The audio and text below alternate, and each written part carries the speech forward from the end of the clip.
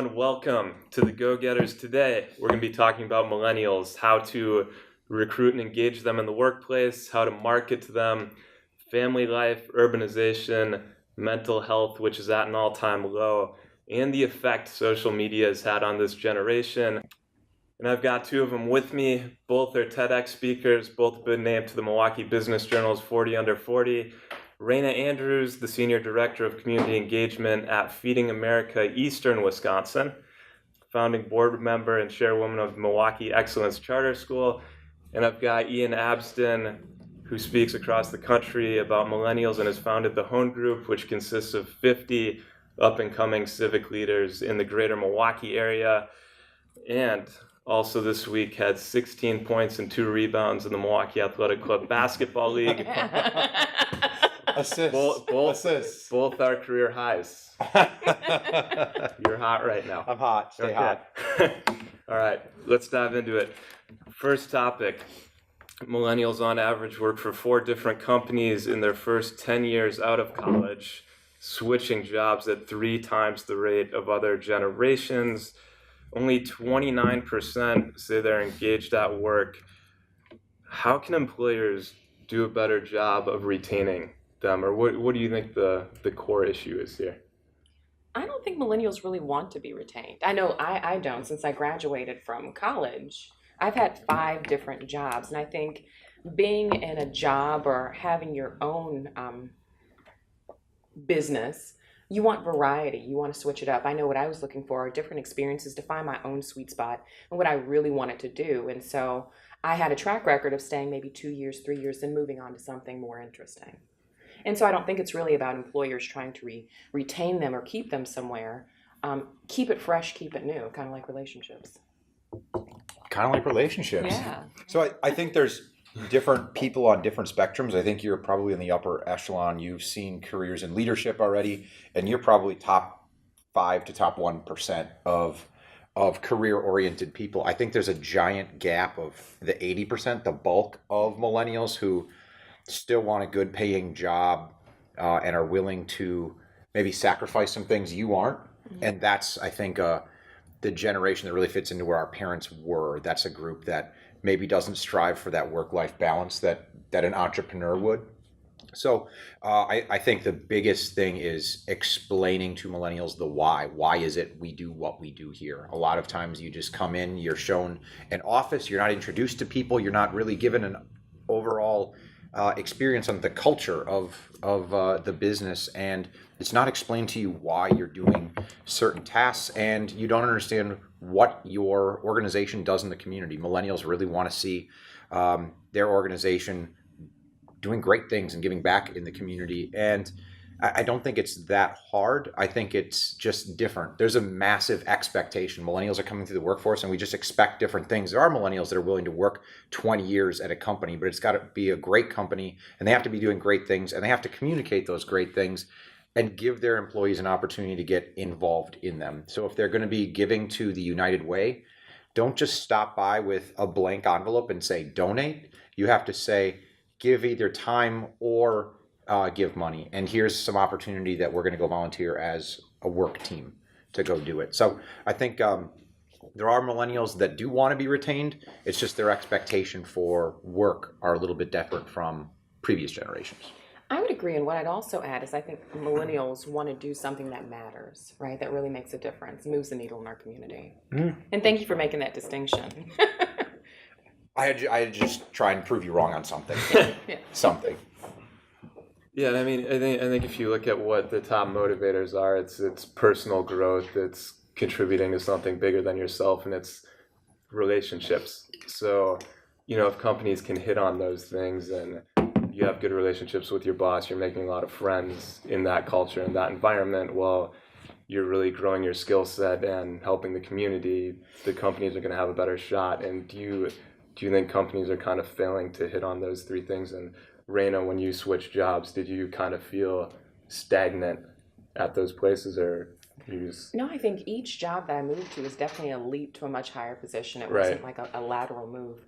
And I think organizations are becoming more conscious of the millennial way and seeing that millennials are really taking over the workplace as I call it, the older guard is moving out or retiring or being forced out.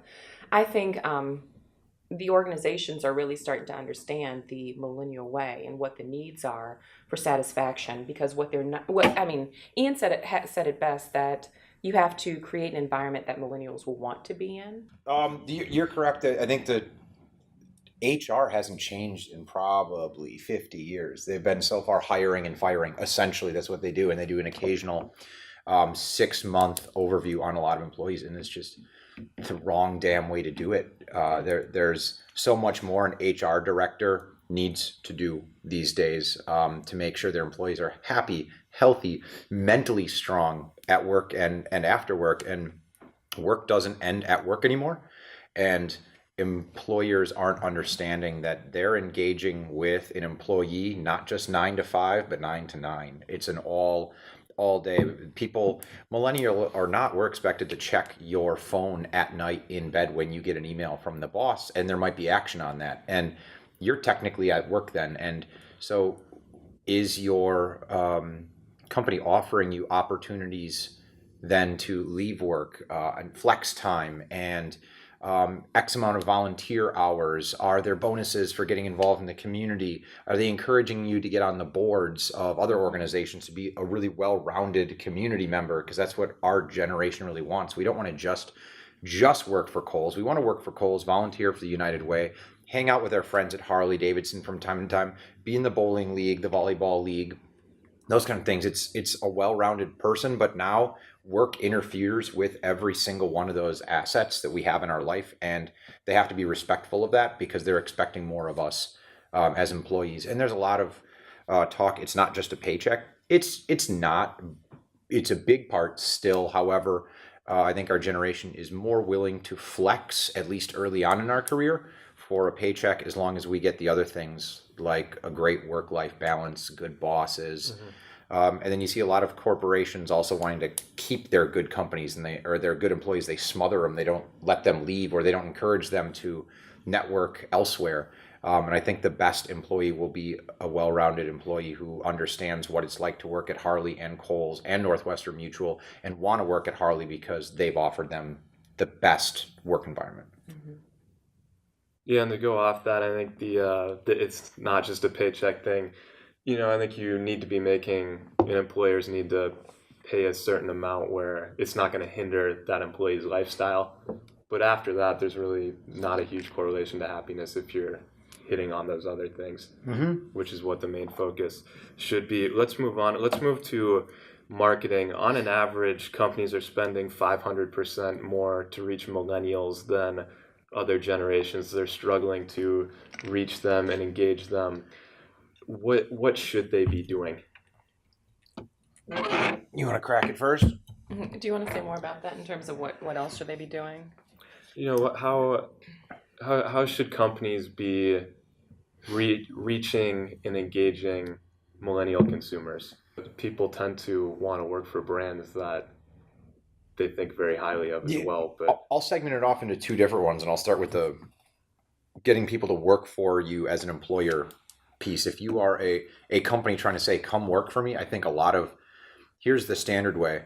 Hire a headhunter to go find employees who scour LinkedIn, send you bullshit messages, just seem inauthentic, and try and lure you into yet another interview. That's the way. Or posting general job opportunities to your same job boards every day. If you're a good company, if you're a really good company, you shouldn't have to do those things. If you're a good company, your employees are going to tell other employees that you're a great place to work. And you are going to fill those jobs internally if you're a great place. And if you're struggling to fill jobs, there's something you're doing wrong. Because if we've got people out here who need to work and we're saying it's really hard to find jobs outside of college and you've got jobs to fill and they're not getting there, well, you probably suck as an employer, and you have to look internally and ask yourself, why is this? Because if you've got jobs available, your employees should be getting their friends to come work with them because they love it there so much. Yeah, and I think companies don't realize how expensive it is not to have a great culture. I mean, you invest in that and in the employees, and everything else flows easier. You don't have to go hire a headhunter. You don't have to scour LinkedIn. It's all better because you get that word of mouth internally. Yeah, absolutely. And I think we were talking before about the shift of HR. HR used to it was always attracting. Now we've got you in here, you signed, but there's two parts. There's talent attraction and talent retention, and they forget completely about retention. Now that you're here, how do we keep you here? What are the things you want as an employee? Because every employee is different, and then we don't fit in a handbook anymore. Every employee has different needs, and our generation has expectations for different things, and it's not getting better. It's going to get worse. I mean, the people that are 15 years right now had personalized shoes, can personalize their iPhone, iPad. Everything is personalized. Those expectations aren't going to go away when they get into the workforce. They're going to be smart kids, savvy with technology, and have a need to be innovative and creative and individuals. And right now, your current HR is not set up to acclimate that lifestyle into their companies. Mm-hmm. And I think what would probably help HR professionals and organizations is by doing a better job of engaging young professionals. Instead of saying that this is what we're going to do or this is what we need to do, allow the younger professionals to say what they want within the organization. In addition to that, True. in terms of attracting a young professional to come and work for you, I think younger professionals want to be a part of something big, a movement, something sexy. And I think where your dollars need to be spent is really learning what is attractive and appealing to younger people, and then doing and being that. Or enroll some really attractive and sexy younger professionals to kind of be your voice to attract their peers into your workplace. Mm-hmm. Agreed. Great. And you had also asked about marketing and branding before. How do you get people to buy your product? I see a lot of things that don't work. That's for sure. I see a lot of ad campaigns and branding campaigns that are just so unauthentic. Everybody knows the Tom Shoes model. As big as that got, there's a reason, there's a why, and that why doesn't have to necessarily be a non-profit component, but there's the why of why you wear this product, and I think that's a big piece. It's the story behind the company, and there is an ethos there that young people can love and share. And I can't see somebody with a pair of Toms that doesn't tell me the damn story about, yeah, every time I buy one of these, kids get these crappy shoes in Africa too. I know by now, right? Yeah, I get it. And you're wearing purple Toms. Those are ugly. Congratulations, you sent purple Toms to somebody in Africa. So the idea though is that why the ethos of that company is so strong, and that's why our culture, our generation gets excited behind it. I mean, Starbucks can kind of do the same thing with what's the water that they sell, where every bottle you buy, one goes back there. It doesn't have to be a 1-for-1 ratio, but if I know every time I buy something from Kohl's, that company is supporting Breast Cancer Awareness Week in downtown Milwaukee and making employees happy, that's what I care about. Well, I think the why is very important, but I think in America where we're overstimulated by ads, I think peer reviews are very important. Like, why do I want to work here? Why do I want to eat that? Or why do I want to wear this? It's because my friend or my peer who I really trust said I should. And so I think where your marketing dollars may want to be reinvested are in the people who are in your target market, and you want to get more like them, get them to talk about your product. And I think they can do a better job of attracting people like them to wear, eat, or buy. Your social influencers who you trust naturally. I trust Richie when he posts something, but I don't trust some restaurant brand bragging about how great their gyros are. Yeah. You tell me how good a gyro is, I'm getting that gyro. Yeah, I mean, it's why Instagram marketing, influencer marketing is so hot right now. People actually trust it, and it's the authentic product placement opposed to a brand just telling you how cool they are. Mm-hmm. Precisely. You get that. All right. As far as family and living, cars and mortgages are at an all-time low. Having children at an average age of 30, which is 5 to 8 years behind previous generations. 47% of births are non-marital. Why is everything getting so pushed back? Oh, I think I'm really behind then. Because I'm not married and I don't have any children. I think we all kind of are. Yeah, we're all behind the eight ball. And I think it's very intentional because I just love my freedom. And as I said, in the last 10 years, I've maybe gone through 3 or 4 or 5 different career changes. And it's because I want to experience life. And I think a lot of it has to do with my parents kind of putting back on me what they wanted or expected me to do, kind of living vicariously through me. I think selfishly, I said, I'm not going to do that. So I'm living every bit of my life. And when I get done, then I'll figure that, maybe then I'll settle up instead of settle down and have some babies or something. Mm-hmm. Yeah, it's, I mean, a lot of it is being driven by women. It's okay now to be more career oriented. And our generation is really bringing that to the forefront. And when you do that, you're pushing, it's not like we won't have babies and probably settle into a career, but it's just happening 5 to 7 years later than our parents' generation.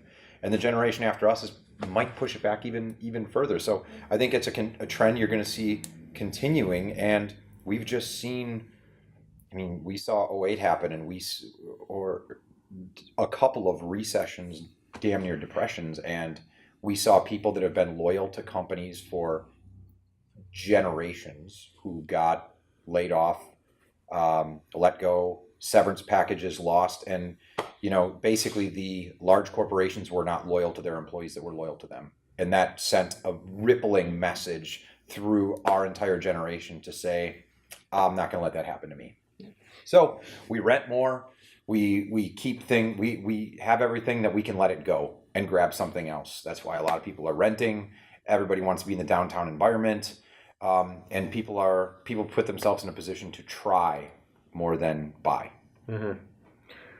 Speaking of the downtown environment, a lot of people, even in their early 30s, are moving to smaller homes in nearby suburbs or right outside the city, like a Shorewood, opposed to all the way out in Brookfield, Oconomowoc, and building larger homes in the suburbs. What do cities need to do to be attractive to these people, and why are people drawn so close to cities opposed to the old, I'm going to go build a big house and have a big car out in suburbia? I think cities need variety in their housing options, from townhomes to multi-unit to mixed use. And I think that people are attracted to downtown because we actually like relating to one another. I think people like density. I think the larger your family, the larger units you need. But I think what you find are a lot of millennials who live downtown. You have a lot of empty nesters who are relocating downtown. I think the downtown environment has everything that you need from your work, life, play balance. And I hate that I just said that. You just did. It. Yeah. But did. Essentially you get what I mean, because it has everything that you need for your lifestyle. I completely agree with that. Is our generation it'll be interesting to see what our generation does. I'm 33 right now, and I have a lot of friends that were downtowners for life. And downtown has a lot of what they need when they're going through these stages, but it's hard to have a family downtown. So I think you're going to see a lot of millennials, as they get married, want to have a kid or two, or have a kid going through school. I think downtown then becomes a more difficult option. So right now, I think downtown is good. It's not great. What do people want when they move down here? You want a sexy downtown. You want it walkable. You want bike friendly. You want great parks. You want a variety.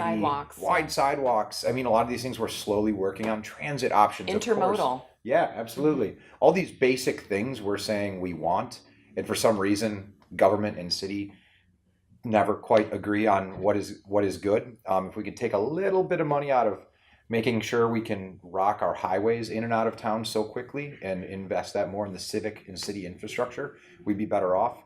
And I think with the rise of this, we'll also see the rise of neighborhood schools again. Yeah, education is a really big deal. And if we can really master that in a downtown setting, I think a lot of our downtown schools are exceptional. I think we'll have a lot more younger millennials with families moving downtown as well. Mm-hmm. Agreed. Yeah, that's the one thing that is forcing millennials out right now is education options. There aren't enough good. It's a lottery right now. There's people that have $500,000 homes and they're putting their kid in a lottery. Yeah. that doesn't make sense. That is not a long-term solution. If you're going to invest in a home, you're going to go somewhere where you know your kid can get into a great school with a great education. And right now, downtown, we're a ways off from that. So I think you're going to see currently our generation is going to demand great schools. We're going to get pissed. We're going to show up to school meetings, and I think you're going to see a trend change. Like what she said, neighborhoods, school districts are going to be very, very important. Right now, Bayview's hot, and there's a lot of talk right now about the Bayview School District and MPS down here. But watch what's going to happen in West Dallas, and Shorewood's amazing. Everybody wants to be in Shorewood, great schools. Bayview's next, and watch the ancillary developments happening around downtown, because we're going to need to move out of the condos that all the developers have built for 1-2 bedrooms and maybe find houses in neighborhoods that aren't as nice, but we're going to make them nice because we've got numbers. Mm-hmm. And both of you guys pretty successful young professionals. You've been in the city for a while. What do you see that's special in Milwaukee, and what's kept you here? I think what's special for me about Milwaukee is that it's ever evolving. And from the time that I moved to Milwaukee, maybe 10 years ago to now, I've seen a huge leap in infrastructure, which is great. So I've seen a lot of cranes going up. I've seen the downtown getting just a little bit more sexier. We haven't really brought it back yet. I don't know if it was ever here, but it's, It's coming. We got the arena coming. It's coming. But what I'll also say, what's most attractive to me about Milwaukee are the people. I mean, Milwaukee has just like this heart where you're rooting for the underdog, you're pushing for it to be better, and the people will never let it die. So I have faith in what Milwaukee can be and where we'll be in the near future. Yeah, you nailed it. The people is why I'm here first and foremost. The ability to connect in Milwaukee. There's people want to help. People are interested in your career, and they'll, there's never. I don't think there's another city where you can have access to the C-level executives like you do in Milwaukee. Yeah. These guys will actually take and ladies will take meetings with you. It's authentic. It's genuine. Yeah. They're not looking at their watch with 45 minutes. They'll actually say, "Oh, that's really interesting," and introduce you to friends. If you're interesting and doing interesting things, people will care. The executives, the leaders in the city will take note. And if we have all got one thing in common, and it's making Milwaukee better. And if you can find that commonality with them, and it might be different things. You're working on transit, they're working on public schools, but at the end of the day, it's all making Milwaukee better. They're there to help you. And I think the access is an amazing thing that Milwaukee has that other communities won't. You can make change here, where if you went to Chicago, you just get in line, wait till you have gray hair on your head, and then see what you can do with yourself. But in Milwaukee, you can make change as a young leader. I mean, Rayna just helped start a school. Yeah. I mean, Milwaukee excellence is potentially the future of education. What they're doing there is impressive. You couldn't pull that off in Chicago, only in Milwaukee. Uh-huh. Let's touch on mental health, which is kind of an issue among millennials and younger people, even down to the high school level. So, what is that, Generation Z? I'll call them Generation I. Generation I. iGen. Yeah. iGen? Okay, so iGen. iPhone, iPod. Is a word we just made up. Take that. Yeah. So high schoolers have the same level of anxiety as an average psychiatric patient in the early 50s, and suicide rates tripled among teens and 20-somethings. So it's a serious issue, especially, in the entrepreneur community as well. Why do you think this is? I blame social media, because everybody is so focused on looking good and avoiding looking bad. It's like from the number of posts on Instagram to Facebook to how many tweets you send out. I think people are only sharing their highlights in life, and life may not be that way, but we're internalizing them as if they are. So I think we put a tremendous amount of pressure on ourselves for achievement, and I think it's heightened our need to compete, whether it's real competition or not. I wholeheartedly agree with that. I remember how insecure I was growing up with some kid had new shoes, or kids were hanging out after school and I wasn't there. Well, now it's in your face. Yeah. And man, you're so insecure when you're younger, and now it's always there. I'm so glad I at least went through puberty by the time social media came. I was in college and at least had some sort of education and foundation to know what was right, what was wrong, what brand was good, what brand you have as a person. Otherwise, man, I couldn't imagine being 15 with a Facebook account with thousands of friends and And at any moment you have an emotional outburst, and that's on social media forever. No, and I mean, you have 13-year-old girls and maybe guys spending 45 minutes to take the right selfie and post it on Instagram, and then deleting it if it doesn't get I enough see you in the likes at a bathroom, certain Richie. amount You of spend time. half your morning in the bathroom trying to get that selfie. Only a half hour typically. Yeah. I'm a little better. Getting the hair just right in the light. It's impressive. Splash a little bit of my Rogaine in. Sweeten it over. I'm doing good now. That's looking good. Thank you. I think also which has spurred this depression. This is the. I think also Edit that what's out. to spur. I'm just gonna stop. Southeastern Wisconsin? I think what else has spurred this this focus on or this. I quit. I'll take a crack at it. Okay. We don't talk. There's no therapy options in school as well. There's nobody that really talks about their feelings, and I think that's so much. It's so needed now with youth and the stress and the pressure they find. I mean, you've got this little cell phone. You can't disconnect. You can't disconnect from anything at any time. And you used to ride the bus and you develop your social skills. Now you ride the bus and your head is down and you're playing games or checking social media. And I think those are things that those interpersonal relationships and that time away from technology would really be helpful. And I don't think we've equipped our schools with the ability to allow people to talk about their feelings with other people. It's not a thing a lot of people have the skills to do. And I remember we had health class, and one year they talk about sex. One year they talk about like, this is depression. And depression was like this terrible thing that only other people got. And now young people are having depression with no outlet to discuss what feelings are or aren't. And I think we're really missing the boat on educating our kids to be well-rounded kids. Mm-hmm. Do you think the millennials are criticized for being from the participation medal upbringing? Mm-hmm. Do you think that has much to do with the depression and anxiety? They'll be rewarded for mediocrity growing up a little bit, and then they get off to the real world and have to deal with the marketplace. I think so, Richie. I think by everybody getting a medal, you create this false sense of the way that life really is. And so when you get into the real world and start engaging with real people, not online people, those ideals are thwarted. And it's like, wait a minute, this isn't the way that really is. And this sense of anxiety comes over you. And it's like you don't know how to be in the real world with real people in real situations. Mm-hmm. I've heard that. Where the hell are all these medals? I didn't get medals growing up. I didn't. What? Why does everybody compare this? You're older. I'm not older. I'm 33. Damn it. That's right, 33. 33. Still a millennial. Barely. I'm pushing it. You barely made the episode.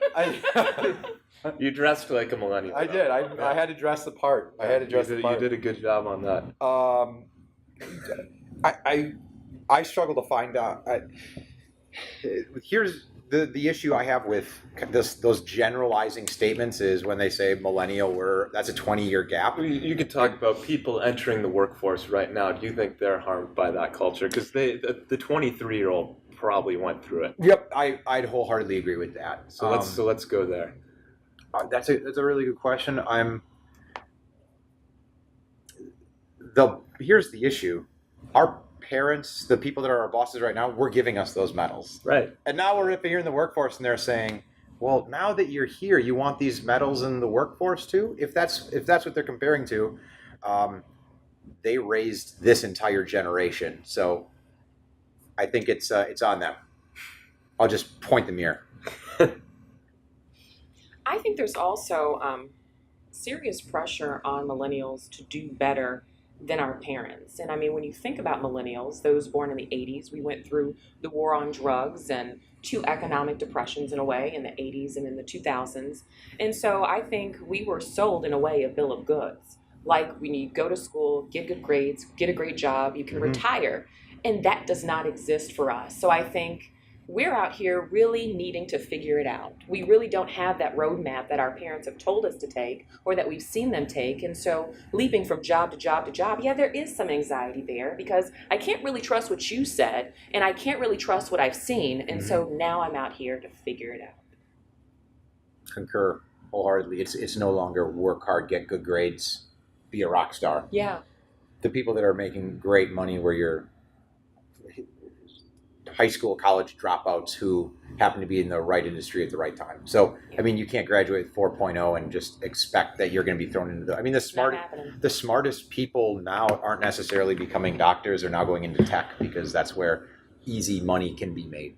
Yeah, and I mean, a college degree used to mean something. It was only 30-40% of people had one, and that's a big differentiator when you get out in the workforce. And now it's just not. It's what skills do you have, what results, and I think that's where a huge flaw with the education system is right now. Is they're not training real practical skills that you can apply to an extent. And I mean, I would agree wholeheartedly with Ian. It's like some of the most wealthiest and well-to-do and successful people I know are those who never graduate from high school, those who are the class clowns, and they may have made it past their freshman year of college.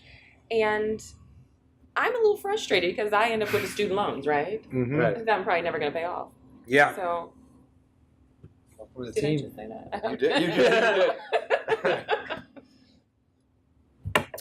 All right, we touched on social media. This is the last topic I have. Is it doing more harm than good? We touched on the harm it's doing. It's causing comparison. Everyone's painting a beautiful picture of their life that isn't the reality and throwing that on Facebook and Instagram.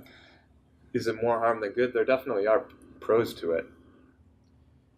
I think it's a great thing. I really think so. We focus on the small little things, but social media, it allows. I'm staying connected to people I hadn't talked to in years, and all of a sudden I see them, and we got things in common. And those are ordinarily maybe people I wouldn't have said hi to because I haven't seen that person in 10 years. What are we possibly going to talk about? Now I know they have kids, and we graduated high school at the same time to be able to stay with them.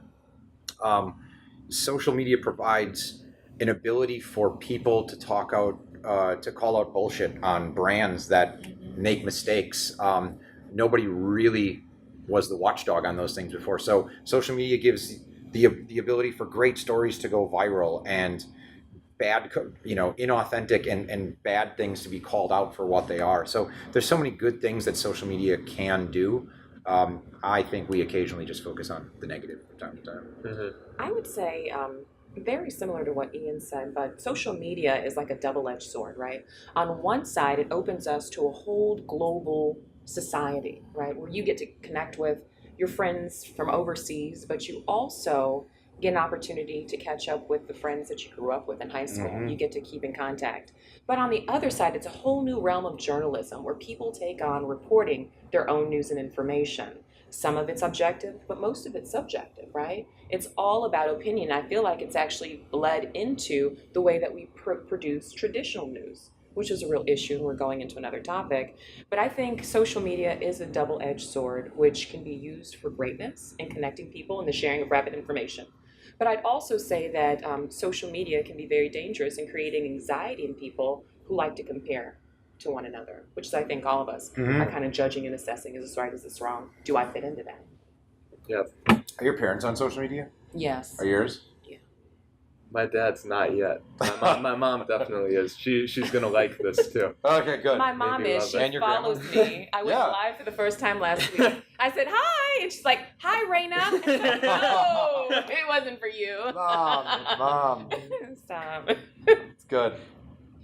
So I mean, I think bottom line is, it does cause harm. It causes comparison. It definitely contributes to the anxiety and depression. And I can't imagine going through social media culture when I was 12 or 13 or growing up. And it started kind of when I was in college too. I'm glad it wasn't around in high school because I don't know what I would have posted. And they're just having to deal with that. And on the other hand, it does keep us very connected. Like when you walked in today, I was like, hey, how was Cleveland? And you're probably like, you're a creep.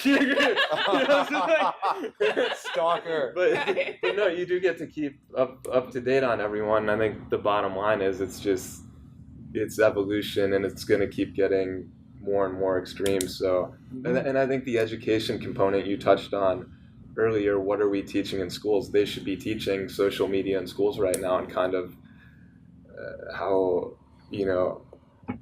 touching on the anxiety and depression and how you should do things, and that it's normal and okay, but hopefully the school system catches up to the world. It's like using social media in the school systems as a tool to learn. It could be. I don't know what that looks like, but I mean, I know we're still teaching Columbus sailed the ocean blue and discovered America, so I'm sure we can X that out and start teaching some social media courses sometime. Yeah. How do you touch on millennials and not have an entire day on Tinder and dating apps, Richard? I mean, that was your specialty. That's your go-to. You had to go there. I had to go You there. had to go there. Just sitting Yeah, this morning, I've- swiping left and right probably all day. No, I've been off that for several months now. I know you have. Yep, doing a good job. On that note, thank you so much for stopping by. I'll dress up for you next time. Any closing thoughts on millennials, or would you like to? What are your views on Tinder, Ian? I don't even have, I'm 33. I don't have a Tinder account. I'm Why? scared for the 15-year-old that never has walked up to a girl and asked her out before. Yeah. I'm terrified for that. True. That's a good closing thought. that. Rayna, anything to add? Ditto. Ditto. I like your scarf today. Thank you. Yeah. Do you want to try it on? You don't want to do That that. look a little better. Okay. All right. Cool. Thanks. All right, Richard. Thank you.